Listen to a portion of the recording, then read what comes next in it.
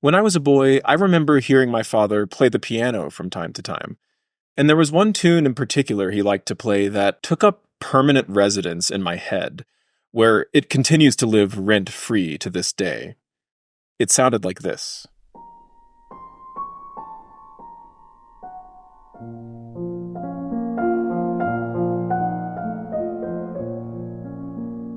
At some point, I learned this music had a name. It was a Nocturne by Chopin, a night piece. Appropriate, since I usually heard my dad playing it after hours while I was trying to fall asleep. And I found it completely enchanting, even if my dad hadn't developed the nimble fingers needed to execute some of Chopin's more elaborate ornaments.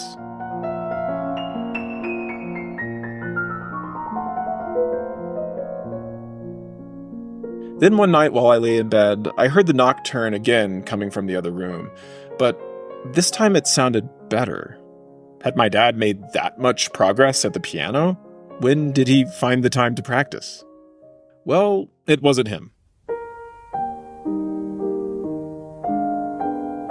My dad had put on a recording of Arthur Rubinstein playing the first Chopin Nocturne and left the CD playing, so that one after another I ended up listening to all of the Chopin Nocturnes, each a new dream world for my imagination.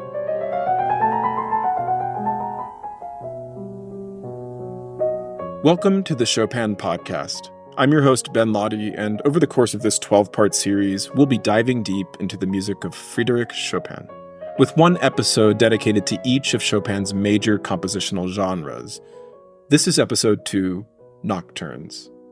In this episode, pianist Garrick Ohlsson explores what makes the Nocturnes so seductive to our ears. Silver medalist of the 1975 Chopin Competition, Dina Joffe will revisit a performance of a nocturne she gave at the competition.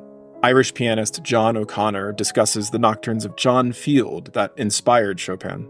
And Garrick Ohlsson will return to share examples of innovative techniques found in the nocturnes that Chopin appropriated from Bel Canto opera. Finally, music critic Jed Distler recommends some very special recordings of Chopin's nocturnes from the past century.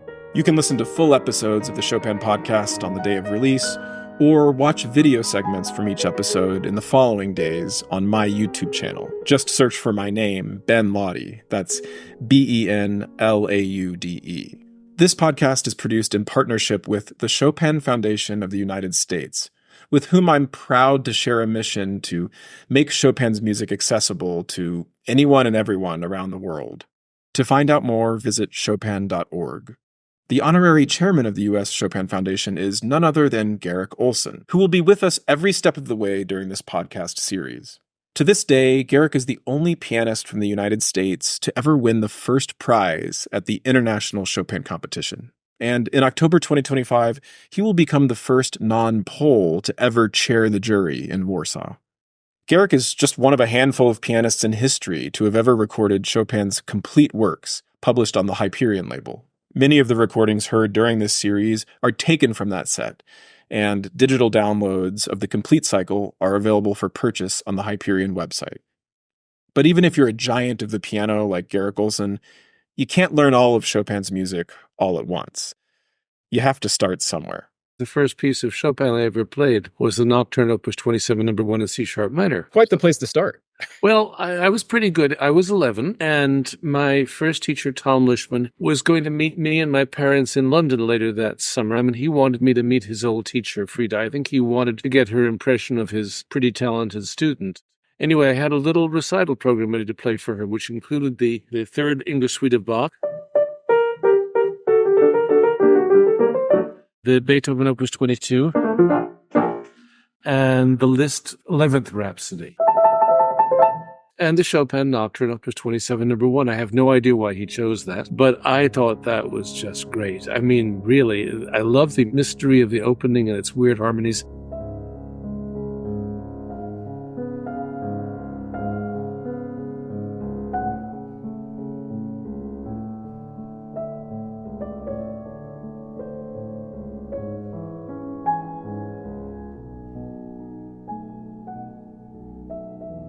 And the tremendous climax in the middle. And because when I was 11, I really liked to make noise.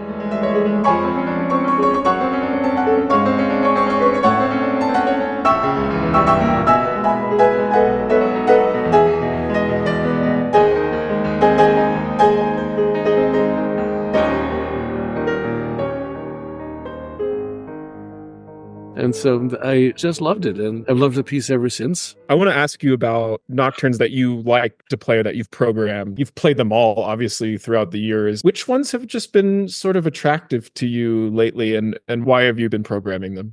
Quite a few. I have a lot of favorites among nocturnes. I often begin a Chopin recital with 15 number 1. Why? The way you begin a recital is very important, whether it's meditative or dramatic or whatever. And this is meditative. And if you've got a good piano and you're doing pretty well, it also gives you time to think a little bit and adjust.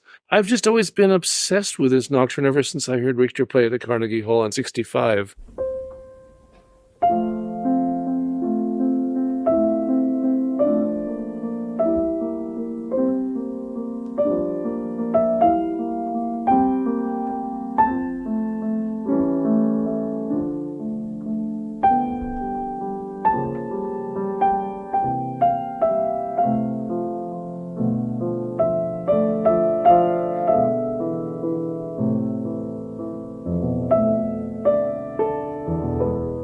I was just so stunned. I mean, it's this hypnotic left hand.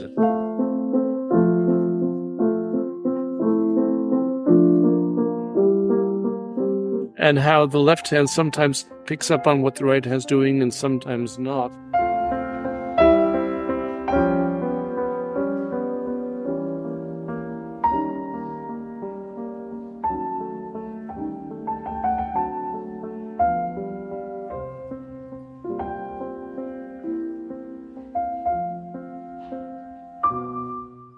I just love that high D. I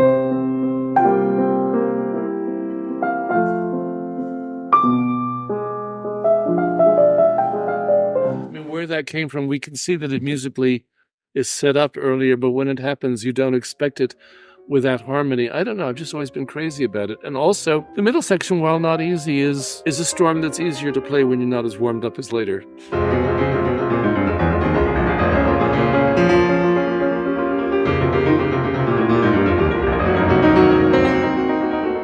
There's something, dare I say, Beethovenian, Appassionatian. Very much.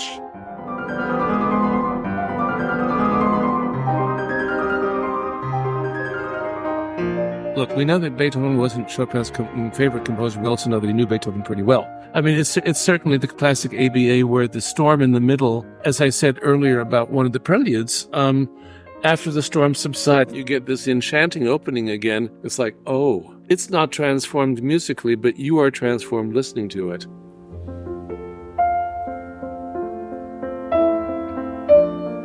It has all new poignance knowing that it was threatened by. And of course, that's a tactic that Chopin uses in 9 number 3, and he uses it in 27 number 1. This big dramatic middle section contrasting, yeah. Well, I can think of another nocturne that has quite a loud section in it. Perhaps the most un-nocturne-like moment in all of Chopin's nocturnes, and also one of the most breathtaking, from the great C minor nocturne, one of Chopin's more mature nocturnes. And I think, Garrick, you know what I'm talking about. It's marked doppio movimento. What is happening here? Well, of course, right before that is even less nocturnal music. Right before that is...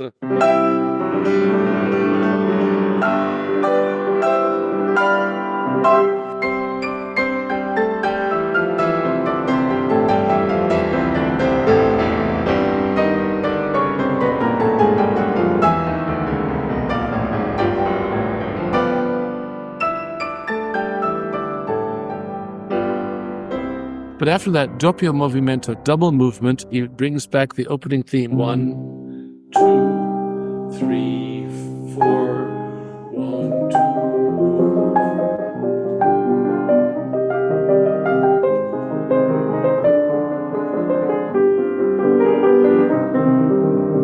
2. Twice as fast. Here is part of Garrick's 1979 recording of this nocturne, first released by Angel Records.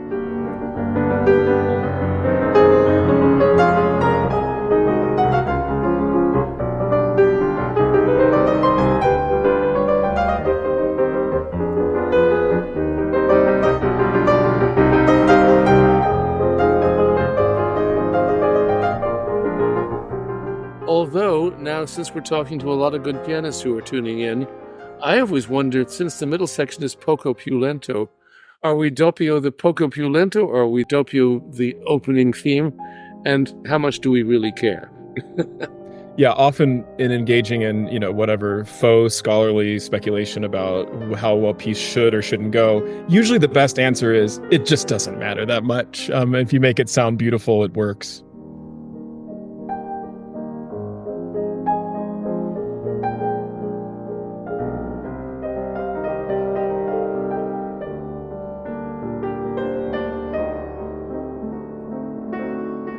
There is such a thing as proportion in art. Well, maybe it doesn't have to be exactly twice as fast, but it must not be twice as slow.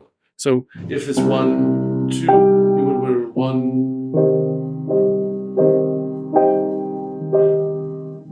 You wouldn't play it slower than the opening. I liken it to the fact that we have bones in our body, but it's the muscles that move them. And that involves ligaments and tendons and all sorts of things. And so that's why you can move your arm in a certain way. I can't bend my elbow backwards, So I think musical organisms have the same kind of proportionality that we do and architecture does. And here is part of Garrick's later recording of the Nocturne, made in 1995 and found in the Hyperion box set.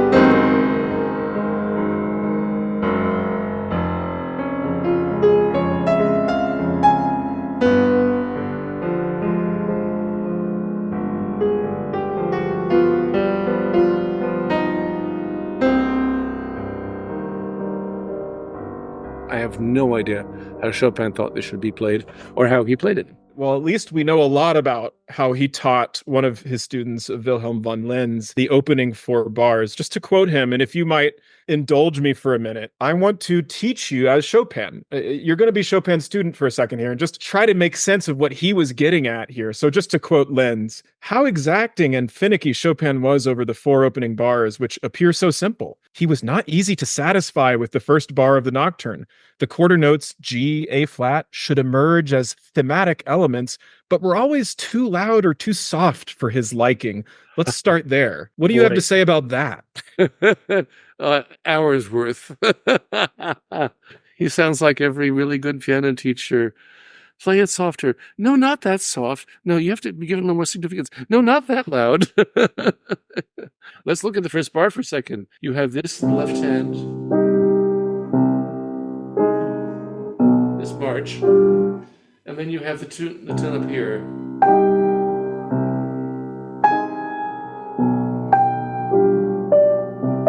So maybe what he was saying to von Lenz is this shouldn't sound merely like a doubling of these notes.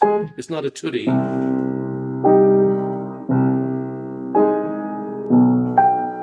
Maybe. I don't know. What do you think? Yeah, the fact that he says that it has to be thematic. I think what he's saying is don't think of the rests as somehow breaking the line. There's still a melody that's being sung here. Garrick, I have to say, I listened to your early version of this. You do an interesting thing with pedal.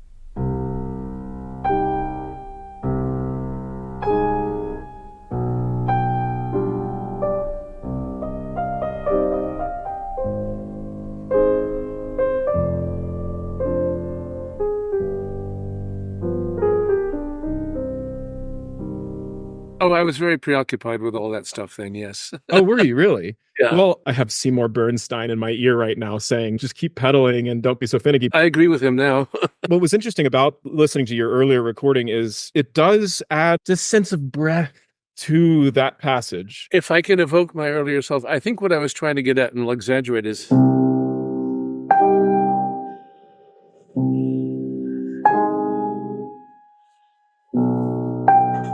which is a little ideal. I would agree with Seymour right now. One does change one's mind over the years. Continuing with von Lenz, he says in the second bar, the final 16th note G was to glide smoothly into the following C, the first beat of the third bar, and Chopin was never satisfied. He told me, since it lies within your capabilities, you must be able to do it. Finally, I succeeded after long efforts. Either the G would be too short and the C arrived too soon, or else the reverse. And Chopin always said, it must have an intention. Wow. I agree without having thought about it so much. Well, this is crucial. Either Chopin thought his G was too short and the C too soon, or the reverse, the G too long and the C... I think as a musical problem, if it's too short, you're using the 4/16th notes as an upbeat to these.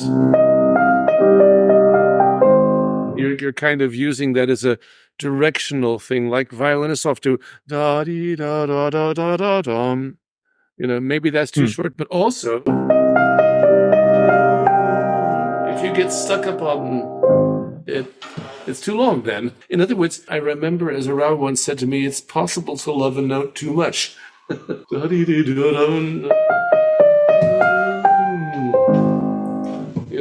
That's a beautiful idea, but it kind of gets in the way of other things going on in the music. And then finally, Lenz ends by saying he was no less exacting when it came to the descending C before the eighth rest at the end of the 16th group. Fourth bar, third beat. Similar idea there. Don't play that C too short. And he really cared about the eighth rest.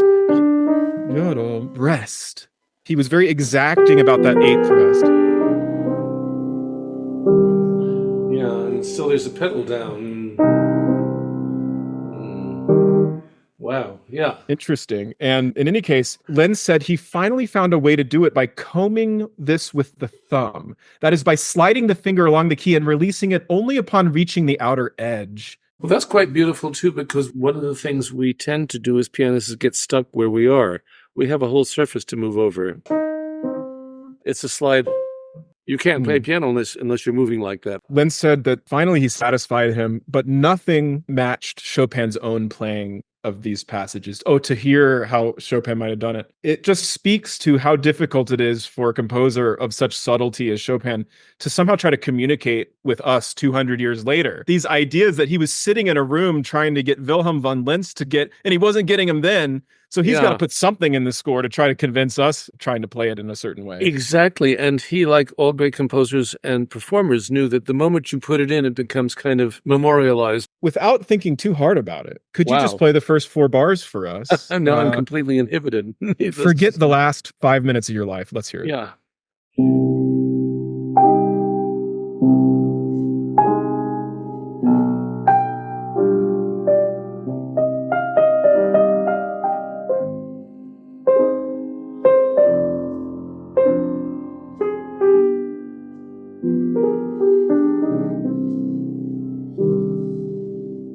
Well, if you were a piano teacher sitting next to me, we could spend the next half hour on what I just did. I'd like to think Chopin would have let you keep playing. I think he would have been happy with that. I hope so. One has zero idea, really. This nocturne was composed in the 1840s, and already 20 years before that, Chopin was thinking about nocturnes. He's famously influenced by John Field's nocturnes, and Chopin's earliest nocturnes were not published until after his death. And I wanted to ask you about those because they're actually very popular now among intermediate students and concert pianists alike. I'm thinking of the E minor and also the C sharp minor, opus posthumus. Maybe you could begin with the E minor, just speaking to its textures and also comparing it to what we were just listening to. I would say that, of course, having spent a lot of my life with this, Chopin nocturnes tend to have flowing accompaniments, but not all. Sometimes they're walking accompaniments or marching ones. For example,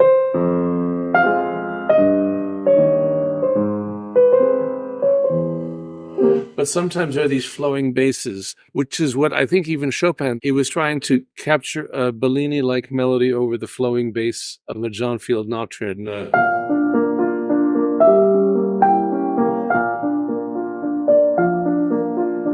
So on. Not all John Field's nocturnes are like that either, by the way, but this one's...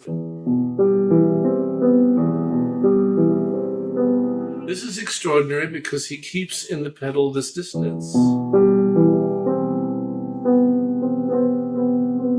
Because if you don't have it, it takes all the poetry out of it. The flat six is often a note of pain, if you will.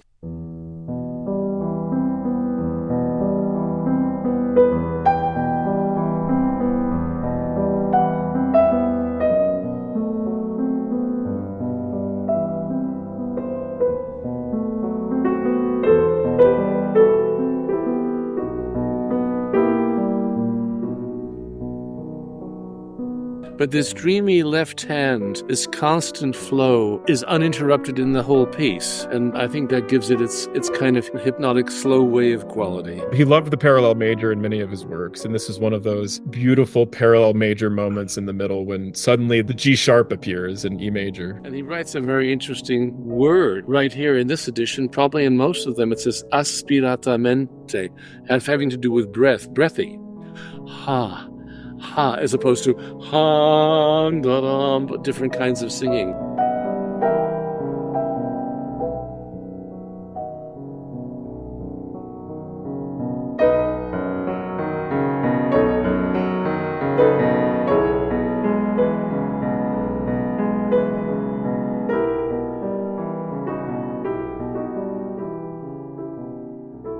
Then he also goes into that Bellini-like coloratura that we like so much in Chopin, where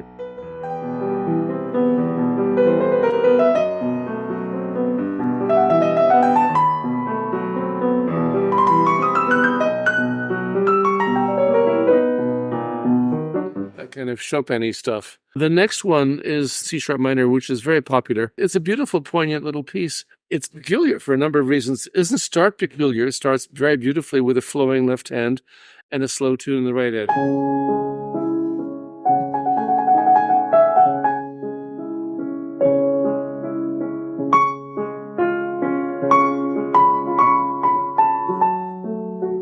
Then he does something weird, which he quotes the second piano concerto, 3 fragments of it, or excerpts. He quotes the finale, but he puts it.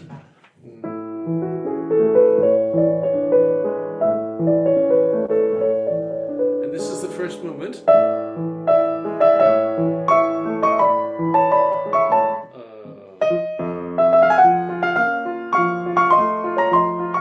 Then he goes back to the finale in the first movement. And then he quotes one of the Polish songs.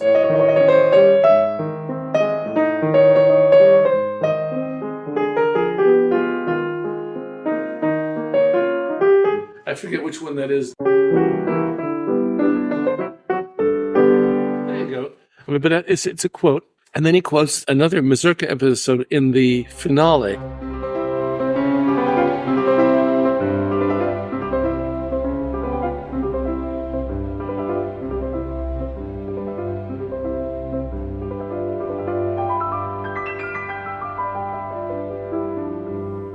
Just breaks into it.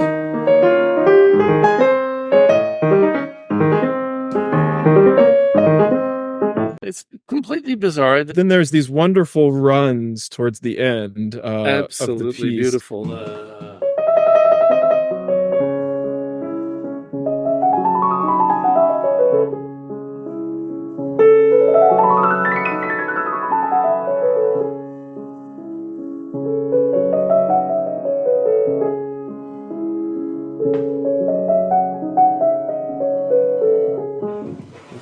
Hey, that's just Chopin magic for you, and that nobody else did.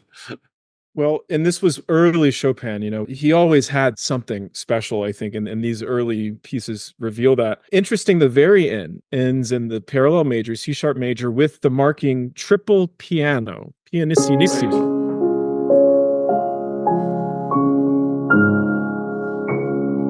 Yes, as soft as you can manage. And it seems like this was something he really believed in these early nocturnes, because if you look at the Opus 9, he has multiple triple piano markings in the Opus 9 number 1, and they also come back later in Opus 9. I don't know if it's a horn call of some kind in the middle section in D flat, legatissimo triple piano. Maybe start here and work your way outward and talk about this magical first nocturne, which was one of my first loves of Chopin as a mine child. too. By the time I was a teenager, I was really getting into it. This magical section you're talking to, which is all bathed in pedal.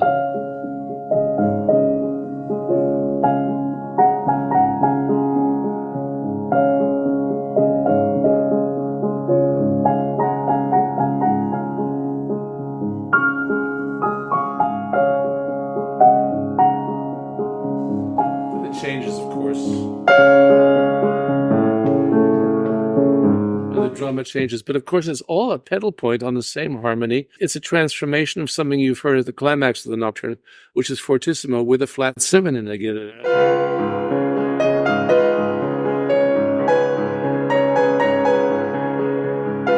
forza.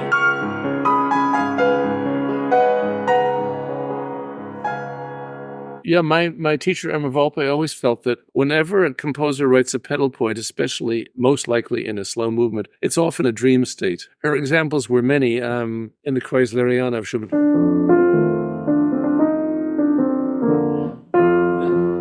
That keeps everything inside it. Brahms' B major Rhapsody. And that's a takeoff on Chopin. There's something very unconcrete about that kind of music, and this is a different kind of example of it. We've been talking about the flat six. Let me draw your attention to that in this piece, because the very final phrase, there's a wonderful G flat.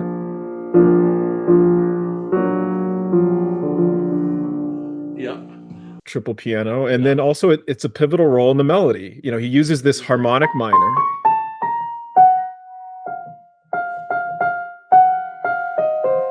Yeah, he can't get away from it. And then later,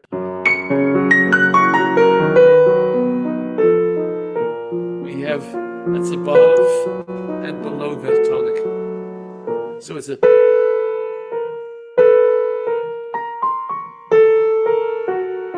So he's peppered the whole piece with exotic, almost illegal notes for 1831, whenever he's written this. Nobody in Europe was doing stuff like that, really. I mean, really wildly exotic. One of my favorite nocturnes that I think is an unsung nocturne is the Opus 37 number 2. Famous double note study. I always found it one of the most enchanting pieces by Chopin. I almost never hear anybody play it. And I think part of that might be, I wonder what you think of this, it's kind of strophic and repetitive, and it keeps coming back to this Siciliano thing forever. But it's also just the double notes themselves, I think, are worth the price of the admission. They're so magical and innovative, and they require a very precise fingering from what I can tell. I wonder if when the last time you put your hands on this was. It's been a long time, and I've spent a lot of time in my life trying to figure it out. It shouldn't sound difficult when you play it. It shouldn't sound like the octaves in the C minor nocturne. I don't think it's... Wow, boy, can that guy play fast. I think it's a duet.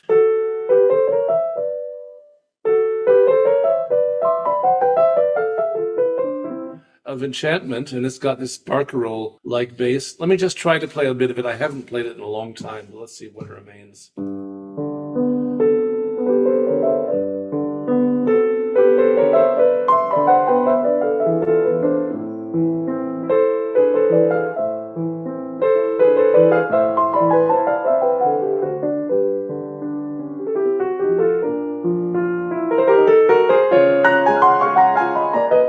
Something like that. I mean, I won't enter the Chopin competition this year. It's absolutely the most ravishing writing, you're right.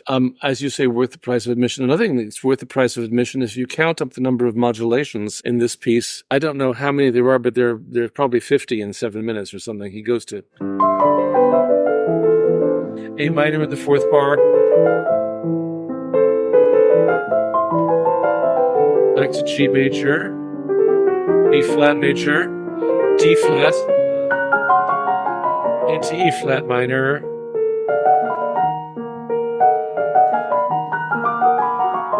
into D flat major, into B flat minor, sort of, into D minor, A minor, where he didn't stay a long time. I mean, it's really slippery, and the middle section, this barcarolle siciliano, if you will, keeps modulating all the time. And so, as you say, it's strophic, it's kind of repetitive. I don't know why people don't play it. Well, I guess it's repetitive. It's terribly difficult to play those. If you play it really beautifully and master those thirds and other odd intervals really marvelously, nobody's going to know it's difficult. It's not flashy, you know? You play a glissando and listen to everybody says, oh my goodness, that's incredible. And that's easy. You played one of the later nocturnes, Opus 55 number 2, in your competition that you placed in very highly, the gold medalist of 1970. That's this E flat nocturne, which I have to confess was not one that I ever cared about until I was older, because it seemed to be lacking a tune. One day I realized that there were actually multiple tunes going on. I thought we could listen to some of Garrick Ohlsson's performance of Opus 55 number 2 as a youngster in Warsaw, 1970. 54 years ago.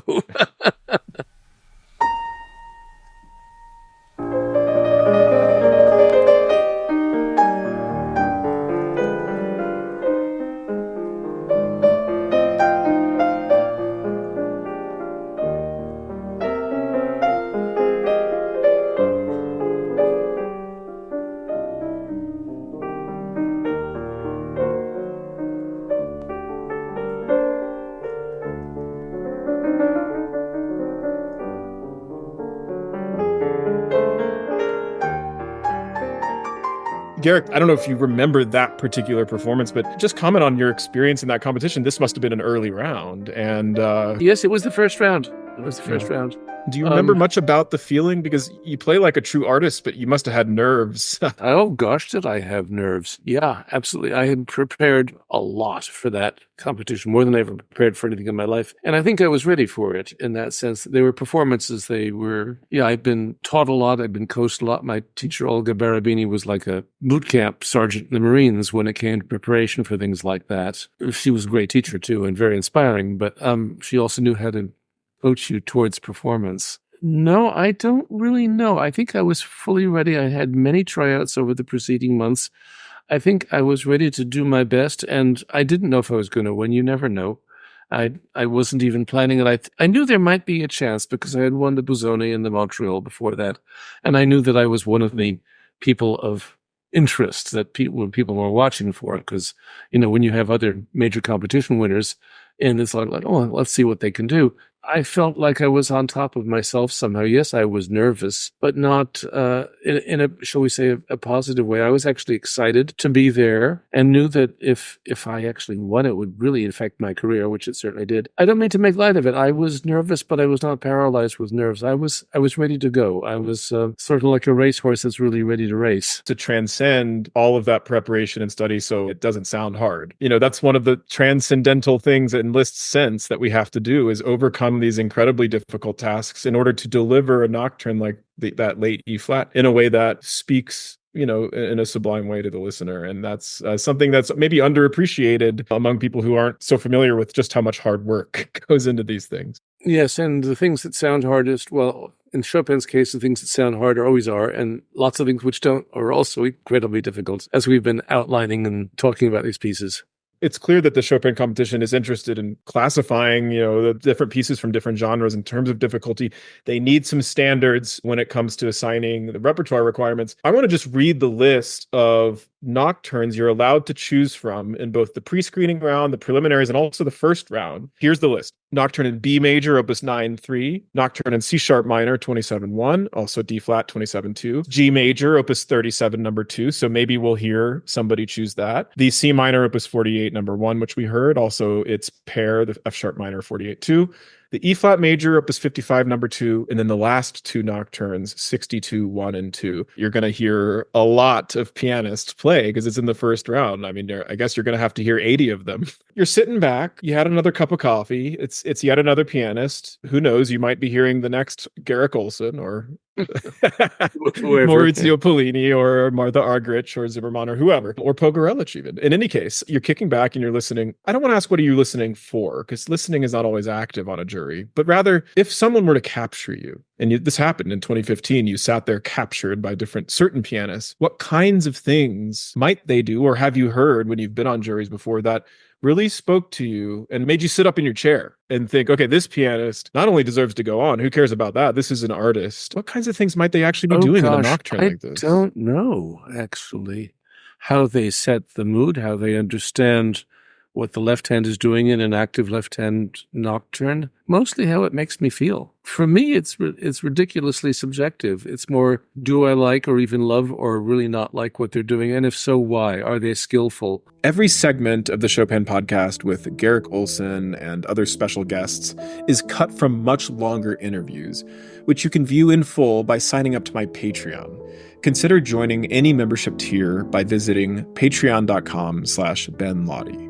On the next episode of the Chopin podcast, we'll explore the epic poetry of the ballades, starring, as always, Garrick Ohlsson, and featuring special guest pianist Avery Galliano, as well as musicologist Alan Walker, returning for a curtain call after his appearance in episode 1. Stay tuned.